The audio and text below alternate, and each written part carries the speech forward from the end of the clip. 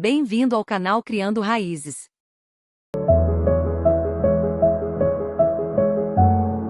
Texto e contexto. Êxodo 7:1-25. Texto. Primeira praga: águas viram sangue.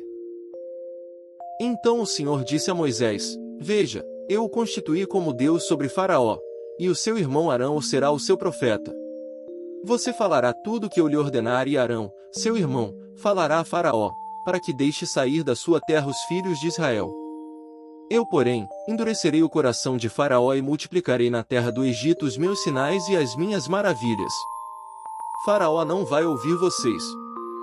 E eu porei a mão sobre o Egito e farei sair os meus exércitos, o meu povo, os filhos de Israel, da terra do Egito, com grandes manifestações de juízo. Os egípcios saberão que eu sou o Senhor, quando eu estender a mão sobre o Egito e tirar do meio deles os filhos de Israel. Assim fizeram Moisés e Arão, como o Senhor lhes havia ordenado, assim fizeram. Moisés tinha 80 anos, e Arão, 83, quando falaram com Faraó. O Senhor falou a Moisés e Arão, quando Faraó lhes disser: façam um milagre. Você, Moisés, dirá a Arão: pegue o seu bordão e jogue-o diante de Faraó, e o bordão virará uma serpente. Então Moisés e Arão foram até Faraó e fizeram como o Senhor lhes havia ordenado. Arão jogou o seu bordão diante de Faraó e diante dos seus oficiais, e ele virou uma serpente. Faraó, porém, mandou vir os sábios e encantadores, e eles, os sábios do Egito, fizeram também o mesmo com as suas ciências ocultas. Pois cada um deles jogou o seu bordão, e eles viraram serpentes, mas o bordão de Arão o devorou os bordões deles. No entanto, o coração de Faraó se endureceu, e não os ouviu, como o Senhor tinha dito. O Senhor disse a Moisés: o coração de Faraó está obstinado. Ele não quer deixar o povo ir. Vá falar com Faraó pela manhã. Ele sairá às águas e você estará à espera dele na beira do rio. Leve o bordão que virou serpente e diga a Faraó: o Senhor, o Deus dos Hebreus, me enviou para dizer-lhe: deixe ir o meu povo, para que me adore no deserto. Mas até agora você não quis ouvir. Assim diz o Senhor: nisto você saberá que eu sou o Senhor. Com este bordão que tenho na mão ferirei as águas do rio, e elas vão virar sangue. Os peixes que estão no rio vão morrer, o rio vai cheirar mal, e os egípcios terão nojo de beber a água do rio. O Senhor disse ainda a Moisés: diga a Arão que pegue o seu bordão e estenda a mão sobre as águas do Egito, sobre os seus rios, sobre os seus canais, sobre as suas lagoas e sobre todos os seus reservatórios, para que virem sangue. Contexto. Então o Senhor disse a Moisés: veja, eu o constituí como Deus sobre Faraó, e o seu irmão Arão será o seu profeta. No texto como Deus para Faraó, a palavra como não aparece no original hebraico, que literalmente diz: eu fiz de você Deus para Faraó. No mundo antigo, tal declaração não era estranha, pois uma pessoa poderia ser transformada em uma classe diferente de criatura. Essa transformação não era física, mas ainda assim era considerada válida no contexto. Em algumas sociedades do Antigo Oriente Próximo, um homem sem herdeiros masculinos poderia declarar sua filha como filho para que ela pudesse herdar legalmente.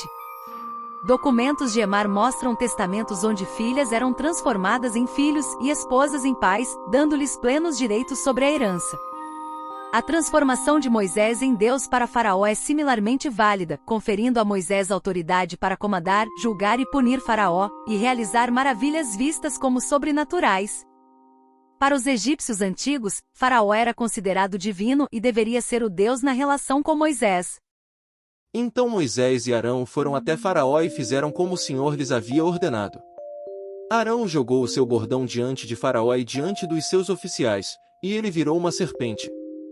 A palavra hebraica para cobra neste versículo pode se referir a um monstro marinho, dragão, crocodilo ou cobra, diferindo da usada em Êxodo 4:3. O propósito do sinal com o cajado de Moisés era convencer os anciãos israelitas, enquanto o sinal com o cajado de Arão o era para Faraó e seus oficiais, representando um ataque à ideologia egípcia. Se o cajado de Arão realmente virou uma cobra e devorou as cobras dos magos, isso demonstra uma superação dos magos e um ataque ao símbolo de poder egípcio. Em qualquer caso, é uma demonstração enfática de poder por parte de Moisés e Arão. Faraó, porém, mandou vir os sábios e encantadores, e eles, os sábios do Egito, fizeram também o mesmo com as suas ciências ocultas. Os magos egípcios mencionados eram especialistas teológicos que estudavam textos sagrados, praticavam encantamentos e rituais secretos. Associados à Casa da Vida em alguns templos, eram considerados os principais especialistas. Não está claro se usavam varinhas mágicas como as conhecidas no Egito Antigo para afastar o mal. Moisés e Arão fizeram como o Senhor lhes havia ordenado. Arão, levantando o bordão, feriu as águas que estavam no rio, à vista de Faraó e seus oficiais, e toda a água do rio virou sangue. A transformação da água em sangue é considerada a primeira das 10 pragas enviadas por Deus contra o Egito. Esse evento teria significado uma calamidade nacional e uma maldição divina sobre a terra no contexto das sociedades do Antigo Oriente Próximo. Como líder religioso, o faraó deveria proteger sua terra contra o caos e a injustiça. Os papiros de Puver descrevem o caos na terra, incluindo imagens de sangue.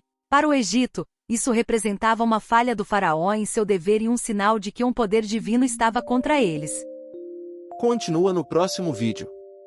Se você gostou, deixe seu like, comente, compartilhe e inscreva-se no canal.